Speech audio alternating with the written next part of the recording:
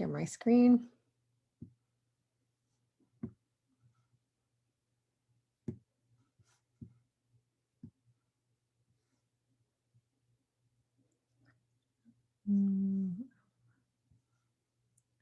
Okay, so hopefully you guys can see this. Okay, so today we're going to talk about Google Slides, getting creative with Google Slides. So this is beyond the basics course. So it's going to talk about some kind of hidden features, some features that you might not know about, and then different ways it could be used in the classroom. And I'm going to jump in and out and kind of show different things to you. Okay, all right, so this is kind of a little bit of a table of contents of all the things that we're going to do. This is an interactive. So all of these, and this is one of the features I'll show you, you can click to get to the different slides. So this is a nice feature to use. So when we talk about linking, I'm going to kind of show you how to do this, but I use this often to kind of link one slide to the next. Okay, so the first thing is you can customize the size and background of your slides. A lot of times we think of Google Slides as being like PowerPoint or Keynote where it's just a presentation. So the way you would do it, and I'm going to start with a blank slide. I'm going to open up and so there's lots of ways to get to Google Slides, and I'm going back to basics, but just to show you, you could be in Google Drive and you can click the plus sign and then open Google Slides from there. You can go to your waffle over here, but you could go to slides.google.com, or you could go to slides.new. I'm going to put an S in there. And that will just automatically open up a new Google Slides for you. Okay, so just lots of different ways to get to different things. So now I have a blank presentation. So let's say I want to create a 8.5 by 11 worksheet. I would click under here, File. I would go down to Page Setup. I would click over here, and I have some options to change the screen width, but I would go down to Custom. Now I have the option to change things in inches, centimeters, points, or pixels. So this could be useful in a lot of ways. One of which is just maybe you just want to do an 8.5 by 11. I'm going to show you in a little bit how to create an interactive worksheet. You set it as a background, but then it's the same size as a standard piece of paper. So just know that that page setup is a great way to change the size. It doesn't have to be the typical presentation layout. It could also be used for if you were creating a header that maybe would go into Google Classroom, or a header that might go into Google Sites. You would change it to that size, create and design whatever you want, and then you could save it in the format of PNG and upload it. So lots of ways that you can customize this to do other things with it. Okay, so you have options to change, and it applies to the entire presentation. So you can have one slide being 8.5 by 11, and then having the next one the typical is centimeters. So it applies to the entire file. Okay, the Explore tool is in Google Docs, it's in Slides, it's in Sheets. I'm not sure if it's in Drawings or not. It is fairly new, but what it does is it uses a machine learning to suggest topics. You could import images and files that you can easily manipulate. So you don't even have to go out and go into another tab to be able to do it. So we're going to kind of look at how to do that. So I'm going to jump into this blank presentation. It would be in a plus sign. If I highlight down here, you could see as I hover over it, it says Explore. If you don't see it, you could also get it from Tools and Explore. And there's the keyboard shortcut. So when you open it up, you have some options. Sometimes, not always, it might give you some different layout options that you might want to use. So you could use these for your layouts. But let's say I'm doing a presentation on the water cycle. I could click under here under search your document or web, type water cycle, and hit return. Now, right now I have the web, so this is bringing me a bunch of different websites about the water cycle. I could click on it, it will open up. I could bring it into the document if I want to.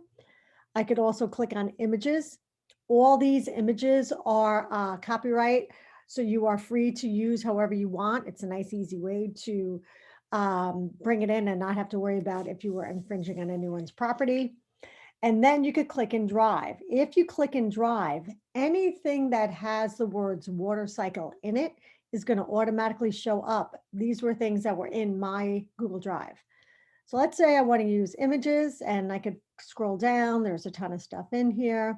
I'm just going to pick on one and I'm going to drag it on over. So an easy way to use the Explore tool. And again, I could bring it in. It's going to keep where I got it from. I'm going to just X out of this right now, that I have the ability to kind of bring it in, and we'll talk about more manipulating images in a second. So that is the Explore tool. It's very useful. It works a little differently depending on the application. So if you are in Google Docs, you can, again, use Explore, and you could actually cite right from there. It will give you the citing. So each one does things a little bit different depending on which application you're in. Okay, accessibility and closed captions. So when you present in Google Slides, there is a CC button in the lower left corner. So you're able to do a shortcut and have closed captioning. So if you guys were in a Google Meet, you would probably use those closed captioning if you wanted to. If you were in the class, the kids were all in the class, you can actually have it come up if you had a smartboard in the front of the screen. So again, the way you do that is you're going to go into present mode. I'll do it from here. We don't have much, but I would click on present. And I'm going to talk about different modes. But in here, if I go down, I could go into captions. I could click on here. Now, anything I say is going to show up on the bottom of the screen. I also have the ability to change where on the screen it shows up and the size of the text. So I'm just going to click on it. If I click over here, text position, I can move it to the top. Now it will be on the top. So depending on where you would like it, I could also click and change the size. Right now it's large. I can make it extra large, medium, or small. Okay, so I have the ability to change this depending on what your needs are in the classroom. And to toggle it off, I just click on it again. So just kind of show you a couple of more things that are down in this mode. I have the ability to change and go to whatever slide I want by clicking on here. We only have one slide, but it would list all the slides from there. There is a Q&A mode that you could have students log in. I'm not going to go into too much depth in this, but they would pose a question. They log into their computer, they pose a question. All the questions will show up on the teacher's end, and they can respond to the questions. There's also your notes. There is a pointer tool that allows you to kind of use your pointer tool. You would toggle that on and off. There are some tips, and this is to make it full screen. So that's kind of an overview of the preview screen. I'm going to show you a different mode that in a little bit that I tend to prefer over that presentation mode. Okay. Voice typing. So voice typing, if you didn't know it exists, it's in Docs. I use it in Docs all the time, but it's also in Slides. So I'm going to show you what it looks like, and it's kind of different. Voice typing in Docs, you talk right into the main document. It goes into the speaker notes in Google Slides. So voice typing is a speech to text feature. It could be used for class notes, meeting notes, to-do lists, starter sentences, thesis statements, vocabulary, spelling lists, and math word problems. It is pretty intelligent the way it understands what you say. You could say new paragraph, you could say delete, you could say italics. So it recognizes a lot of those commands. And I have a link here, but you could just Google it, is a list of full commands, voice commands that you can use. So to access this, I'm going to click back into my document, and I'm going to Tools and Voice Type Speaker Notes. I get this little microphone up here. Notice my cursor kind of automatically shows up down here, but when I click on, now I can speak into this section. Maybe I want to write notes for myself that I want to remember to speak during my presentation, or maybe this is notes that I want my students to see when they have access to this Google Slides. So as you could see, it is pretty, um, it's pretty good at remembering or recognizing what I'm saying, period, new paragraph. So it does a lot of the voice texting. Okay, we're going to turn that off. Okay, so again, great way to talk and talk about what you want to say. It's already in there. It's obviously much faster than typing. And for those of you who don't know, that feature is also available in Google Docs. I use that a lot when I want to talk through something that I want to say, and I get through it much faster that way. Okay, so changing shapes into images. It's actually called masking. So if you heard the word masking, so you can easily take a image and you could kind of shape it like I did over here with that bubble. So to do that, I'm going to go back in here and I'm going to go to my image that I brought in here. So once you click on different things, the toolbar kind of changes depending on what you're doing. So you have the ability to crop. So if I double click on there, you notice how I got like a solid border around with these lines. I could click and drag in and I could crop this image in if I want. Okay, so it's very easy to crop images. So once I click off, it'll kind of resize it to the size. Additionally, I could click on the corner and I try to never grab it from the center, from the sides, the bottom center, because it just distorts it. So when you hold it from the corner, it tends to not distort it. Now let's say I want to make this into a circle. I have it highlighted. I go up to this little cropping image tool and right to the right is an arrow. It says mask image. If I click on it, I can now use any one of these shapes to mask it. So I'm going to try to do one that makes sense, but we'll just put it in a circle. So I click on circle. It's automatically going to bring that image into the circle.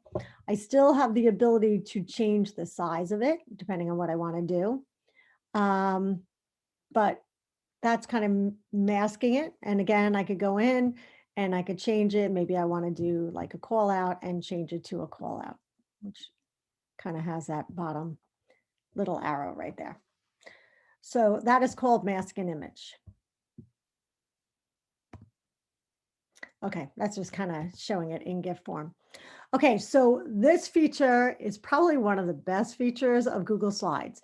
Is not only can you link to outside sources like other websites, other documents, you could also link to other slides in the presentation. I use this feature all the time.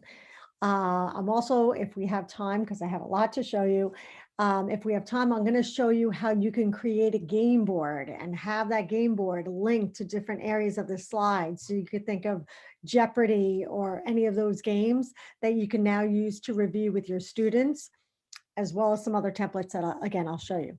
So the way to link to another slide is I'm going to go back in here and I'm just going to add a couple of new slides. Okay, we don't have much in there.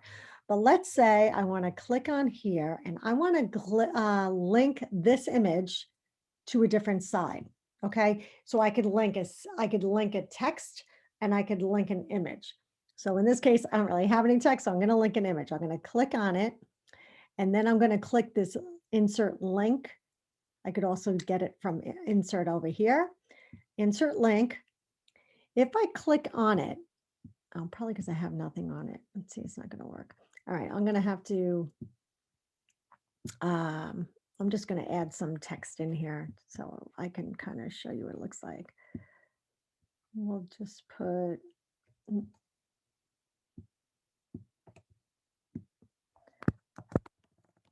slide 2, slide 3. All right, we'll just do that. So if I could click on here, I can now click on edit link. Oh, of course it's giving, oh, because this is already linked to something. That's what the problem is. Okay, let me unlink this. So when I brought the images, it also brought in where that image came from, but I'm going to unlink it. So now when I click on it, I have the ability to click on link and I'll see slides in this presentation. I click on slides in this presentation, I can now see all the different slides that I've created. And I could say slide 2, I have it called slide 2, which is why that's what it says. And I'm going to click here. So now, and I'll apply it. So now what happens if I go into presentation mode and I'm in here, if I click on this image, it's going to automatically bring me to slide 2. Okay, so I could have images on there. Maybe I wanted show something on here and bring it back to the home slide, or maybe I want to have it brought to a different slide. So linking slides together is super easy, and I'll show you in a little while the many ways it could be used. Okay, you could also add audio. This feature works great on a Chromebook, laptop, desktop. Because iPad likes to use its native audio and video features, it's a little more difficult using that. In fact, I'm working on using it within Google Forms on the iPad, but it doesn't work as well in that case. But you can easily add audio. The audio would have to be an MP3 format, which is this typical format for audio. You could use the Chrome extension Screencastify and just use the audio piece of it. Or there's another tool called Audacity. I have used the voice memo on the iPad, and that will save it as an MP3. I would bring that into my Google Drive and upload it in. So to do that, I'm going to click back over here. I go to Insert and Audio. So again, it's got to be audio that was in my drive. I don't even know if I have any MP3 in here, so I don't have anything in here. But if I had any MP3 files that were in this particular one, it would show up. I would click on it and I would hit select and it would bring it in and it would show up like what you see here. It will show up. Now I'm going to talk through the whole lesson. Maybe I'm walking. That's what it looks like. So let's say I wanted to send a Google slide presentation out and I wanted them to go to each slide and then click on the audio and then hear my voice as it talks through the slide. That would be a good way to do that. Maybe if you were speaking a language other than English and you wanted to say a word that was going to be discussed in there or say a sentence, that would work well for there. So a lot of ways that audio could be used in this way. If you could also, if you could do a search, Shake Up Learning has great stuff on adding audio in different ways that could be used in the classroom. Okay, video. So I use this feature all the time because you could bring in a video that you have in your drive. So maybe it was a video that you created in, it could be from your iPad, or maybe you created a screencast video or YouTube. What I love about it from YouTube, it gets rid of all the ads. So it cleans it up. It doesn't give it all the comments. I also have the ability to size it and I can edit where I want it to start and where I want it to stop. So sometimes I just put it in there for that reason. And all I have is a single Google Slides with a YouTube video in there. And that's what I send out to the kids because then they don't have to go through all that YouTube stuff. It depends on how your district blocks it on whether that you would still have that issue or not. So I don't know if that would completely stop that issue. So let's go into a slide and I'm going to find a video. So I'm going to click on insert and video. So I could have vetted a YouTube video from outside and copy the link and paste it in here. So I could do a search. So we were talking about the water cycle. I could do a search,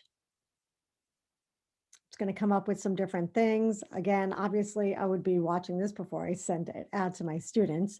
I could also do it by URL. So I would copy the URL, paste it in there.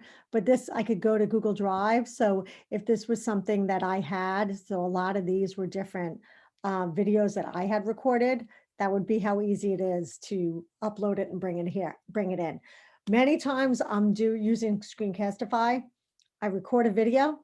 I go to Google Slides, I click on recent. It's usually the first thing there because I just recorded it and it uploads it right in.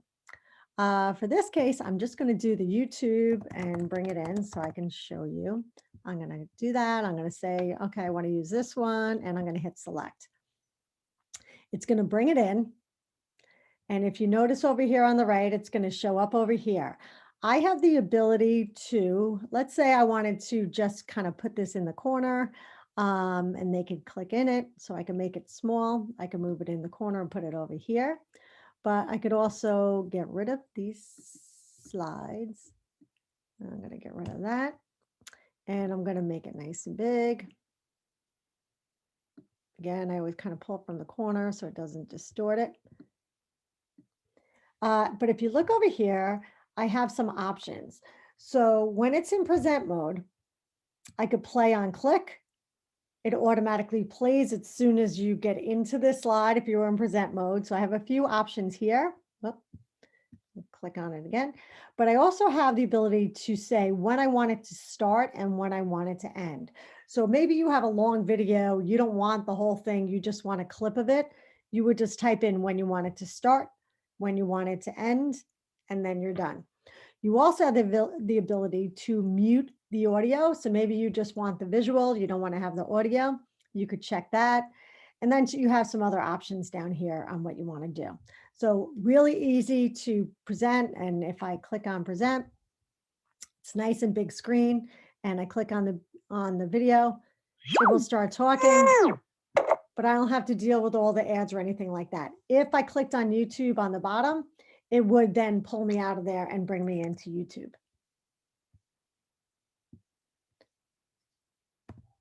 Oh, just something to remember.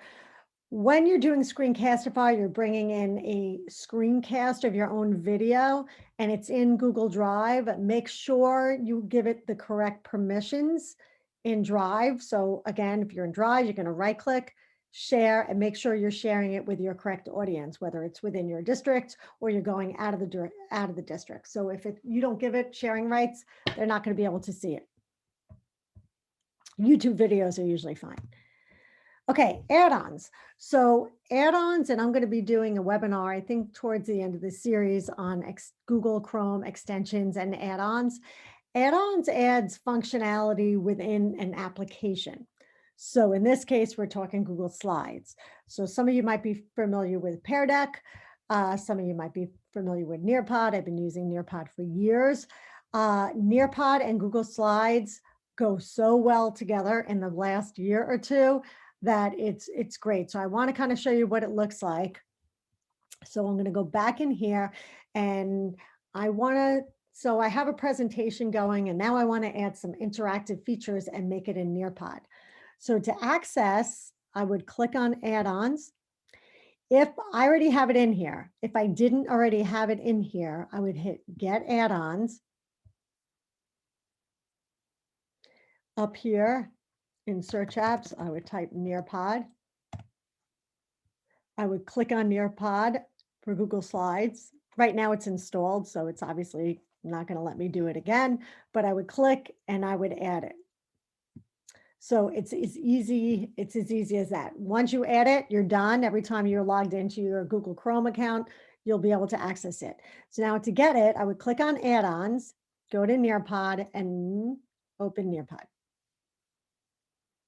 You get your little bar that comes over to the right. I'm going to log in with my account. Usually just have to do this once. Okay, so once you're logged in, oh, file not found. All right, it's going to give me a hard time. Of course, let me try this again. I'm going to just log in through my school account. See if that.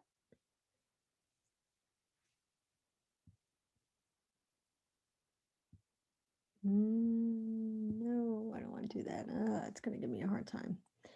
What it basically does is it just gives me the option. Come on. I'm just going to say try golf for free just so it lets you go in here. Whoop. Is it my way? I got to move this bar out of the way. Oh, it's not letting me go in. All right, it's not letting me go in. Basically, all the interactive features will show up on the right.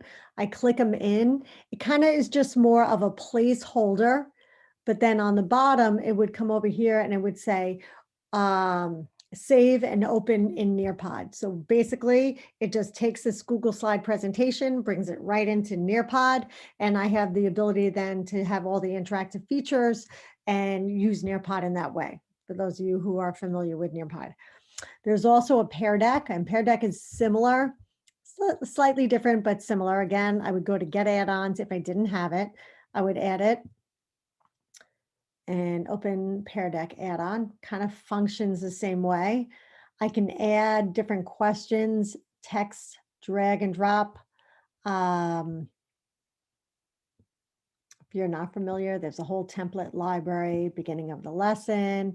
I could say, okay, I want this slide. I could click on it. It's going to pull it up. And it brings it in. So these are now more interactive features that you might want to use. What happens is then the students log on their device, and as you go through the presentation, they see the presentation on their device, and they get to kind of interact and do different things that you want. So there's a ton of templates in here.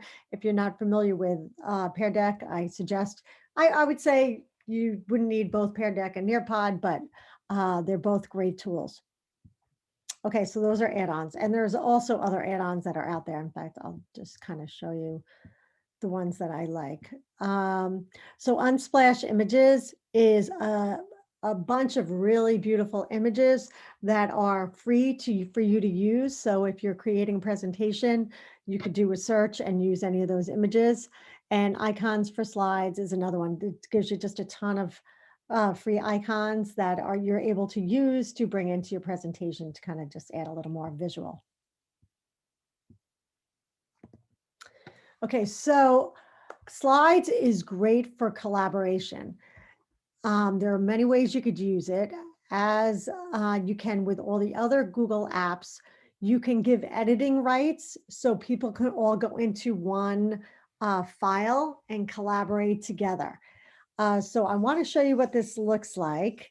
And if I had more of you on here, I would kind of do this in real time. But when you're in your slide presentation, over here on the bottom, underneath your slides on the left sidebar, you have it in this single grid view. But then over here, you have this view over here where all your slides are kind of separate. I have the ability to drag things around, move slides around, depending on what I'm doing. Okay, you want to be careful if you are linking different slides together, just so you know that. I would do the linking later on.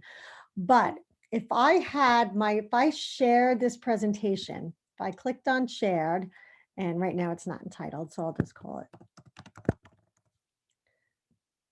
And I gave sharing rights to particular people, or I changed that anyone in the link can edit. So I'm going to switch from view to edit. I would copy the link and send that link out to my students. Now they're all jumping into this one presentation. If I had them working on a problem or working on something, I could see all my students in real time working. So I could be giving them feedback before they're even handing any work in.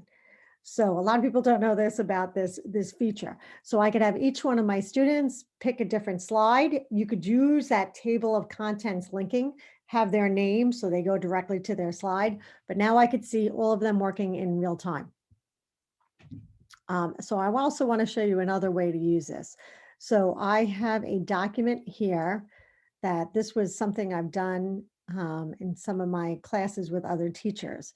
What I do in the first slide is I provide directions I tell them to add a slide, put their name in the speaker notes, choose one of the following, give a tip. So I give specifics.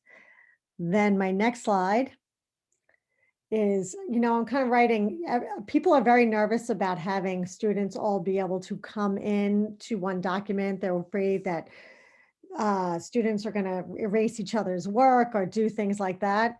Remind these students that I could go back, or you could go back in history and see what everybody has done in every single slide. I could see when they went in, when they made the change, and what change they made. So it's a good way to kind of teach digital citizenship. So basically they had to pick a slide. Each one of them picked a slide. They put their name on the bottom and they gave a tip. So this could be used in so many different ways, but I use this feature all the time.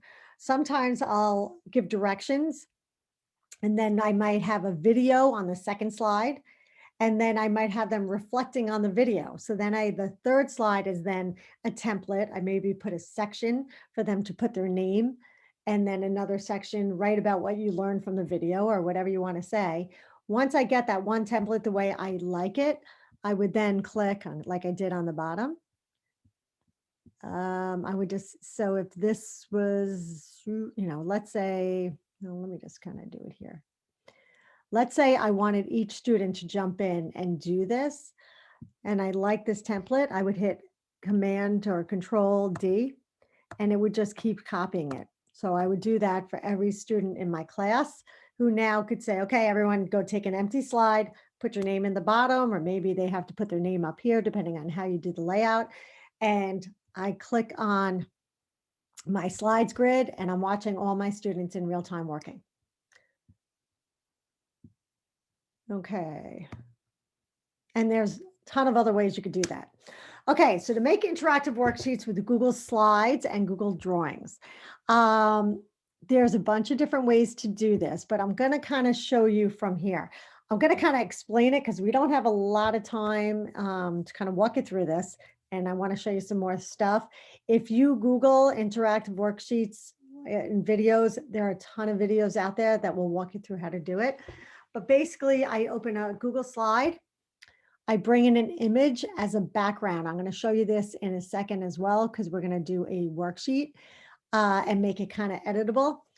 And then what you do is I bring in an apple, and the students then drag the apple where they want to go. They don't have to worry about the image moving. And it's more of an interactive manipulative, like a digital manipulative of things for them to do. Here is another example of how to use this. And I'll talk a little bit more about HyperDocs, but HyperDocs, if you don't know, they're like entire lessons, or it could be a unit that is kind of self-contained and has every piece of the lesson all in it. So this was one, I did not do it. It is a great one on electricity. It is an interactive, it was in a Google Doc. This could be done, HyperDocs could be in a doc, it could be a slide, it could be a drawing, it could be a Google form. I just wanted to show you this one because I wanted to show you the interactive feature. So the tap into the knowledge, the students would each get a copy of this, what I want to know about electricity, and they would write it down. Watch this, so this would link them to a video. Then they would answer the different questions. So I'm going to kind of scroll down. This is more manipulative, similar to how it would be done in Google Slides. The student can now take this and drag the different sections into where it belongs. So it's a little more manipulative than if you were just going to have them look at something and respond to it. So this is all draggable. Okay, so just so you can kind of see what that looks like. All right, I'll kind of go into a little more depth in this in a second. So actually, let me go into this slide, and I'm going to do a new presentation. So let me, no, this is in the way. Let me get this out of the way. Again, I'm going to do slides.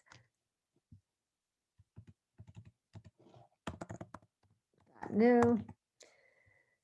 Open a new slide. So let's say I have a worksheet. Hopefully I'm going to have one that pops up. I have a worksheet. I want to bring it in. I want my students to be able to fill it out and complete it. So what I'm going to do is going to bring it in.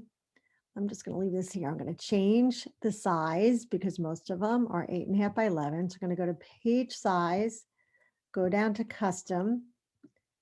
I'm going to go 8.5 by 11 inches and apply. So now this is a basic 8.5 by 11 sheet. If you want to blow it up, you can use the zoom over here to blow it up. So now I want to bring in a worksheet. So maybe you took a picture of it with your iPad or your phone, you upload it into Google Drive. Once I'm in here, okay, and I'm not clicked on anything, I have the ability to put in a background. So if I click on background, I could change the color, but I could also choose an image. If I click on choose image, it's going to pull up my drive, and I could take a picture. I could go right from my camera. I don't have anything to show right now, but I would have a camera. I could take a picture of an image. I could go by URL, photos, Google Drive. I'm going to see if I have I don't know if I have one in this one. So this is not going to be a good, I'm just going to do a search.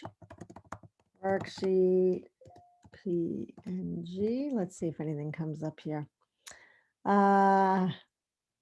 Obviously I would have my own. I'm going to bring this one up. It kind of looks like it could work. So I'm going to bring it in and I'm going to hit done. Now you could see that my worksheet is already brought in.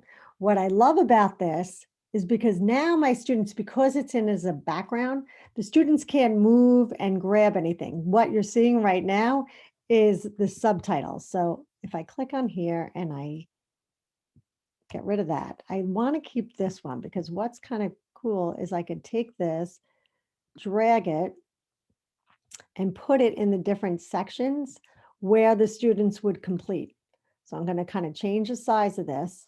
So right here, now if I sent this out for the students, everyone gets a copy of it. I could click on here and they have the ability to just type in there and get the text. And I could change the font and the size depending on what I want. I could also copy this. I'm going to click and highlight it. And I'm going to duplicate it. So now I could use it to kind of go into all the different sections of where I want them to complete. And just change the size, copy, duplicate, and move it in. You kind of get the idea of what I'm trying to do. Again, so what's kind of nice about this is the students can manipulate all what I'm doing in the background. So you could take a picture of it. You could also create one in Google Slides, get it the way you want. Okay, so if I created it, put everything in here, I could save this. If it wasn't an image, I can download it as an image. Okay, so as a PNG, then I could upload it in a background in a new Google Slide presentation. Okay, so what it would do is it would take the worksheet that I created in here. I would take an image of it. I would open into a new Google Slide, go to background, bring it in, and this way the students can't manipulate it. The only thing they could do is add the information that they want to add. Hopefully that makes sense. Okay. Templates. There are hundreds, probably thousands of templates that are out there and they're free for you to use. So I want to show you some of my favorite ones that are out there.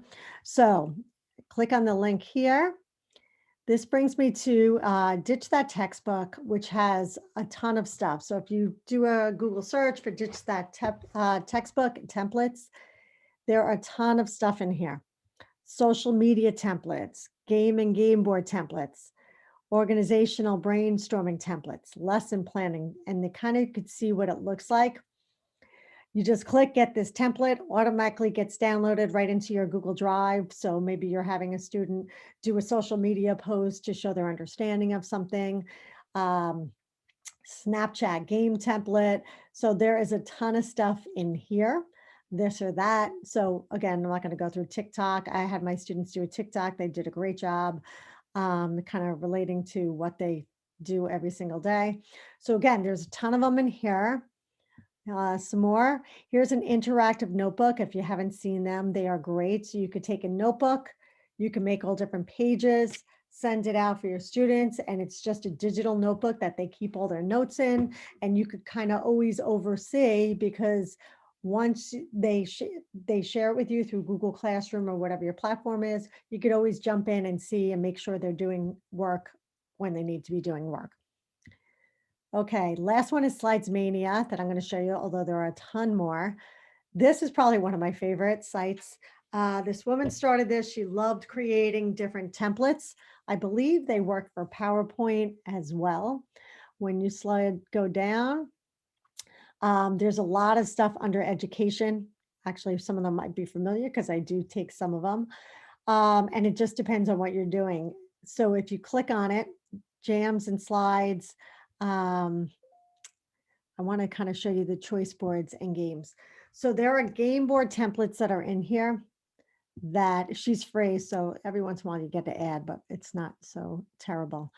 I just kind of want to show you. Here is a tower where they click into the elevator and it brings them to different places. True or false. This is a file locker. I'm trying to find the treasure. So this is a treasure hunt. Again, okay, Google Slides and Keynote as well. But here is a game board. So I'm just going to kind of show you what it looks like. And again, there's tons and tons of stuff in here. So I'm just going to not waste too much time and just show you this. So once you go into it, I'm going to scroll down. It's going a little slow because we're on the Zoom. Kind of gives you directions about how it works. When you're ready, all I have to do is click. Well, actually, you could see what they different. You want to kind of preview it. I could click in the different slides and see what they look like. So the first slide is the game board itself. They have a built-in YouTube video. If I click on it, it actually rolls the dice and they click pause and it stops so the students can move to the slide. They click on the slide. You could insert a video, you could ask a question, and then if you click on backside, it gives the correct answer. So again, this could be played individually, as a group, however you want to do it. But if you click through the different slides, it kind of shows you what all the different slides look like. And there's a ton of different examples. So again, you're going to customize this to work with your group. In addition, there are notebooks, there are manipulatives, there are planners, weekly planners. I mean, ton of stuff in here. Everything is free. Just download it right into your Google Drive and you're off and running. There's also another one called Slides Go. There's a ton of them out there. Okay, moving on. Okay, engage with Google Slides activities and templates. So HyperDoc, I kind of had showed you before. For those of you who are interested in HyperDocs, these are great for asynchronous learning. If I click on HyperDocs, it brings me to a website called hyperdocs.co. HyperDocs were kind of founded by 3 women. They created this website. They also wrote a book, which I highly recommend. But in here, there are a ton of free resources. So if you click on Start, you could go under Find and click on Templates or Samples. And it's going to bring you to a ton of stuff for every subject. So actually, the electricity one that I showed you earlier, I got that from here. And you just click in, it's going to bring you to Google Drive. That's just going to have a ton of different ones that you can just take and use. You click Underground Railroad, here's the electricity one. So ton of free stuff in here. We don't need to use teacher paid teachers anymore. We could just do it. When it says request access, you don't need to request access. All you need to do is do file, make a copy, and you're going to put it right into your drive that way. Then there are a ton of other interactive activities. So I want to just kind of to show you some of them. So again, Ditch That Textbook has a ton of stuff, 30 interactive Google Slides activities. So in here, there's a ton of stuff that you could do all in Google Slides. Create a PDF ebook. And if you click into it, it will actually bring you in. And most of them, I think, give you templates as well. Create a slide deck book, Jeopardy game. I'll kind of click in to show you what it looks like. If you click it in, it kind of walks you through what to do, what you need to do to get in it. I believe there's a template in most of these, maybe not all of them. Here's another game style review game, animate a concept. So there is tons of stuff in here. So I highly recommend you kind of go in. The gallery walk, a digital gallery walk is a great way to have the students all show their different projects or whatever in a virtual way. Math stories, so ton of stuff. They're all clickable. All of the stuff is in here. Most of them have templates that you could just grab when you would like it. Okay, I kind of did this before already, but we talked about creating an interactive worksheet. I took my Google slide presentation.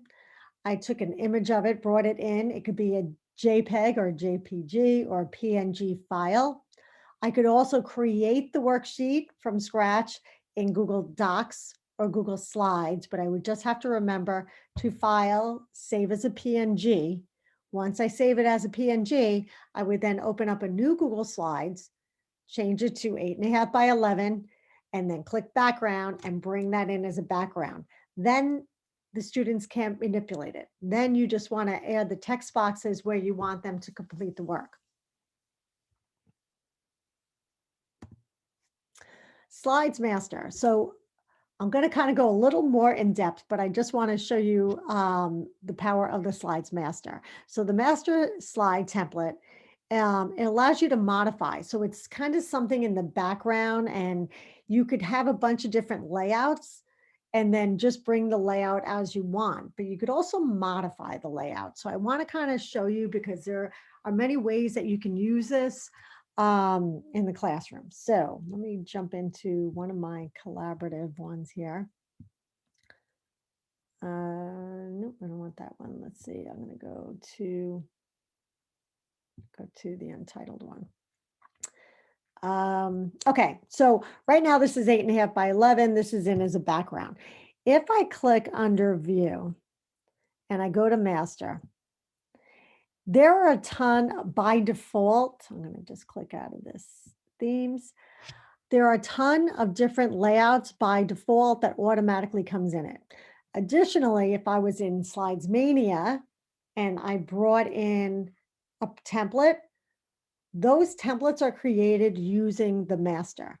So this is a good place if you want to change the font or the size or the color, anything like that, and you want that to apply to the entire document. You could also get rid of stuff. So let's say on this, click the edit to master. So if I click on here, I know it's kind of small for you guys, so hopefully you could see. Once I click on it, I can now change the font for the heading, for the title style. So I could click up to Arial and I can make it maybe Comic Sans. I can make it a little bit bigger if I would like. I could change the color and make it red. This will apply to the entire document. So if I decided I don't want the title to be black, I want it to be red, I would go into the master, I would change it, and it's automatically going to apply it to the entire slide. Additionally, I could look at all these other ones. These are all different layouts. Again, they were already created. I could delete them. I don't need them, but I could also just use different ones, and you could kind of see the different names. There's different names, simple, light. If you look up on the top, here is one for percentage. It's called big number. So there's a ton of them, but I could delete. I could click and say, you know what, I'm never going to use this template in here, and I could just delete it and not have it. Okay, so once I get out, I could kind of X out of here, and I deleted that color red. That's why I didn't, but let's say I opened up a new slide. I click on new. I can right click on here and I could go to apply layout. All my layouts are here. If I deleted them, they're not going to be here. But I could click, and you notice now that the layout is red because I wanted to make that title red with that different font. So this is where you kind of see how manipulating the master could change what the whole document looks like. And you could apply it. Additionally, I could also take my master and put a background on the master. So where I put the background of the PNG, let's say I wanted to have an image of a logo and I wanted it on every page. I could go to View, Master, and I could bring in that image or that background. So let's say I'll bring in that background. I'm going to make it a color. I'm just going to grab anything right now and hit done. Anytime I go to this layout, it's going to have that color as a background.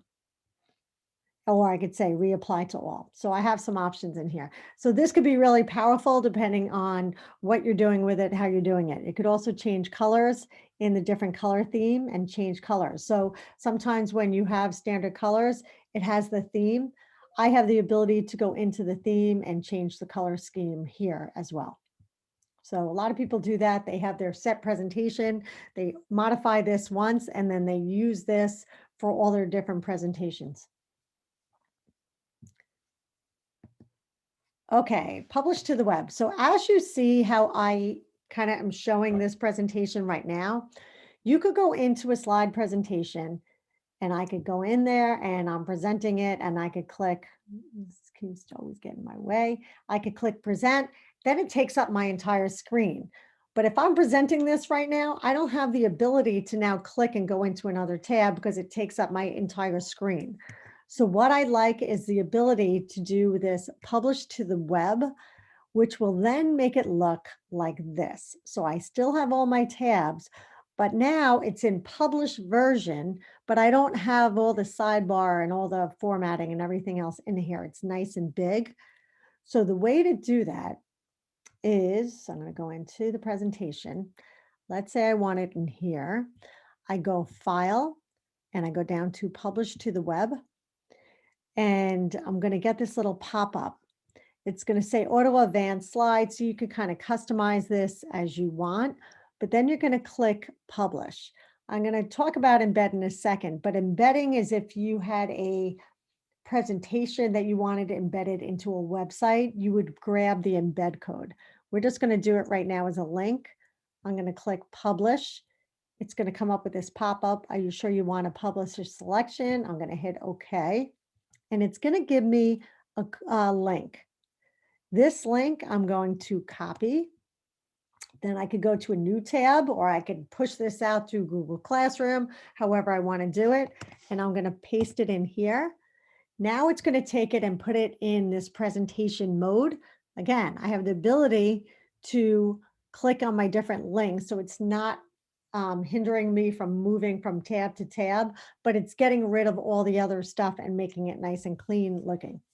So that is published to the web. Which time are we at? 4:52. Interactive. Okay, we kind of talked about linking.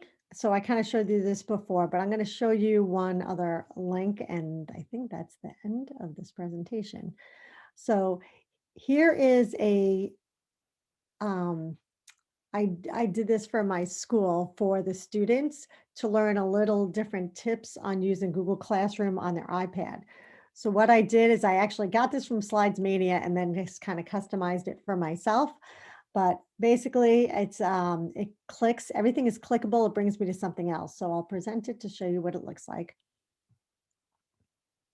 How to turn in assignments. So when they click in and then they can watch, oh, I don't know why it can't be loaded, but they click in and there's a video in each section. They could click back to home to bring them back to the home page. So I could click in here and I know why the video cannot be loaded because this is from my Hotbog account. So I apologize for that. But each video brings me into a different video and it kind of interacts. Okay, so you could see many ways that linking to different slides can do different things. I didn't add it to the presentation, but if any of you have heard of Bitmoji Classrooms, that has become really popular now. And it's basically taking a Google slide, making it look like a classroom or a room, and all of the features are interactive. So maybe they're going to Google, like a Google slide, or maybe they're going to a different website that you use. All these things were clickable that would bring them to that website. Maybe they're going to Brain Pop, or maybe they're going to a specific Google Doc. All these are clickable links that can bring them to different areas.